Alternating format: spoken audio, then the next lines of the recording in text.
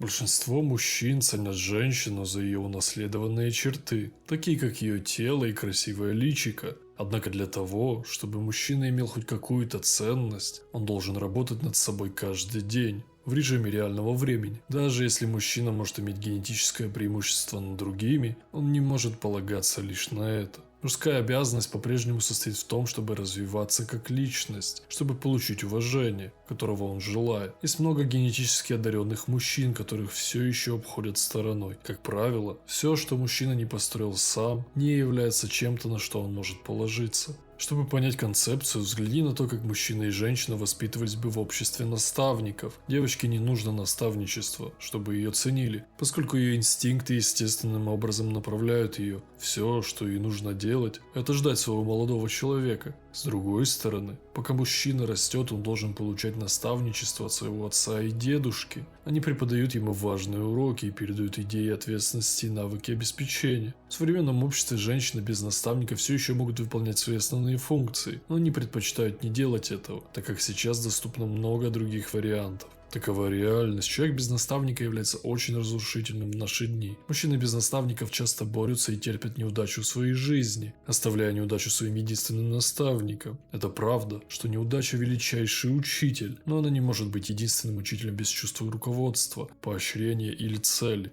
Те, кто находит путь улучшения, находятся на правильном пути к преодолению, становясь сильным, разумным, а его воля и тело только укрепляются. Проблема заключается в том, что слишком многие мужчины обращаются к женщинам, чтобы сделать из них мужчин, которыми они хотят быть, потому что их никогда не учили тому, что мужчины должны создавать себя сами. Поскольку мужчина был создан, чтобы он мог выбирать, где лежит его судьба, женщина в свою очередь проходит становление значительно проще. Но недостаток в том, что у нее нет выбора, в то время как человек, формирующий себя, может выбрать, кем он хочет быть, посвятить себя чему угодно, стремиться к чему-либо. Общество всегда вмешивается, чтобы снять это бремя выбора с мужчин, якобы для его собственной выгоды. Не заблуждайся. Этот великий выбор – это огромное испытание длиною в жизнь. Намного проще для мужчины сегодня просто поддаться позывам общества, разрешить себе быть порабощенным женщинами, которые расскажут тебе, что делать и как жить. А еще проще слушать толпу и общепринятые стандарты настоящего мужчины, вместо того, чтобы выбрать свой собственный путь. Это требует сознательного мышления и способности принятия решений, так что это будет нелегко. Это также влечет за собой ответственность за любые ошибки, которые ты делаешь. Нам внушают слабость, нам внушают отсутствие мужественности под соусом современной повестки. Это ждет каждого, кто хочет быть слабым и угнетенным обществом. Ты должен очистить свой разум, ты должен укрепить свою волю и душу, чтобы сопротивляться. Только мужчина способен к саморефлексии, потому что мудрость исходит из строения ума. Она строится из кирпичиков неудач и опыта. Она держится благодаря бдительности и наблюдениям за теми, кому не хватает мудрости. Твое тело не принимает правильную форму, как женское тело. Ты должен превратить его во что-то, что позволит тебе быть гордым самим собой каждое утро. Каждый день твоя воля подвергается нападкам со всех сторон. Каждый стремится отвлечь твое внимание от цели, чтобы тратить твое драгоценное время и истощить твою ценную силу воли. Женщины не проходят через такие вызовы, как мужчины, потому что мы не требуем от них этого.